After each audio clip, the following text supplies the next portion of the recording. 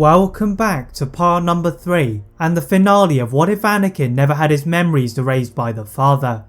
Thank you for your great support on the other parts. If you aren't aware of those or are not subscribed, please do those first before watching this video. Obi-Wan navigated through the Ice Mountains and approached the main vault fortress of the Intergalactic Banking Clan. The eyes of the Jedi Master widened in disbelief as he saw Anakin's ship docked by the side of Senator Rush Clovis's office, and inside the Senator's room, Anakin was pummeling the poor politician. Obi-Wan quickly docked beside Anakin's starfighter and ran in with his lightsaber raised, but he was too late as Clovis had succumbed to the wounds inflicted by Anakin, despite the attempted protest by Padme. As Obi-Wan was about to scold Anakin for his reckless behaviour, from the shadows, the hooded figure of Count Dooku emerged. The Sith apprentice was equipping a devilish grin on his face, as with the death of Clovis, the reputation of the Jedi had fallen in the eyes of the galaxy and the Senate. The furious Anakin ignited his blade, still feeling the power of the dark side after Padme had been captured, and ferociously attacked Dooku.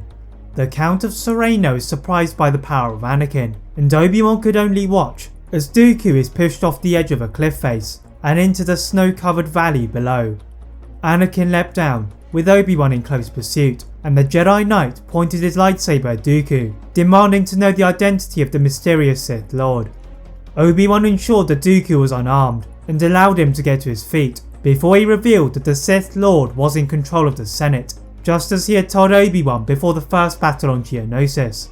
The Jedi Master is still confused, before he mutters the name of Palpatine. Anakin accuses the Sith Lord of lies, and asks the clones to arrest him. The clones are quick to bind the Sith apprentice, and take him to their gunship, but the clones oddly return, and unexpectedly cuff Anakin on the orders of the Jedi Council. Anakin wrestles to escape, but is stunned by one of the clone officers. Obi-Wan is enraged as to the nature of the arrest, and orders Commander Cody to put him in contact with the Jedi Council immediately, so they head back to his cruiser. As the council members see the angry Obi-Wan, they stare in confusion, before Obi-Wan reveals what had happened on Scipio, as well as the identity of the Sith Lord. The council summon Padawan Ahsoka Tano to their chamber, and orders her to free Anakin from the Republic prison that he would soon be placed in, before instructing Obi-Wan to return to Coruscant and arrest Palpatine. Ahsoka gathered the station members of the 501st Legion, and ordered a widespread search of the Republic's military base, but Anakin was nowhere to be found in any of the cells, and she reported back to the council. The Jedi, however, were on their way to the Senate office building to finally bring the Sith Lord to justice, but as they entered the Chancellor's office, they were in for a shock. Anakin had not been taken to a cell, but was in fact bowing to his new master Darth Sidious, and Obi-Wan wastes little time in pushing the desk to the Supreme Chancellor. Sidious dodged the attack and ordered his new apprentice Darth Vader to rise against the Jedi. With Vader at his side, the Sith Lord felt so confident he did not want to execute Order 66 just yet, and began to scythe down several Jedi Masters, as Vader and Obi-Wan began to duel. The two former Master and apprentice jumped out of the window and onto the floor below, which was actually a moving Republic gunship, and stood at opposite ends. As it rose back to the level of Palpatine's office, the disarmed Dooku managed to roll out into the office and threw a fallen lightsaber at Sidious, grazing his shoulder. The Sith Lord stumbled before putting Dooku out of his pain by throwing him into the streets of Coruscant and to his death before summoning Vader. The apprentice recklessly jumped through the window, and Obi-Wan cut off the lower half of his legs as he groaned in pain.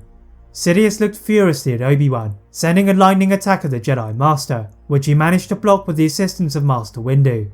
From the ground, the slowly dying Anakin had crawled his way to the front entrance, where a horrified Ahsoka and Padme were waiting. Together, they carry Anakin to the closest medical bay, in the hopes of containing his injuries.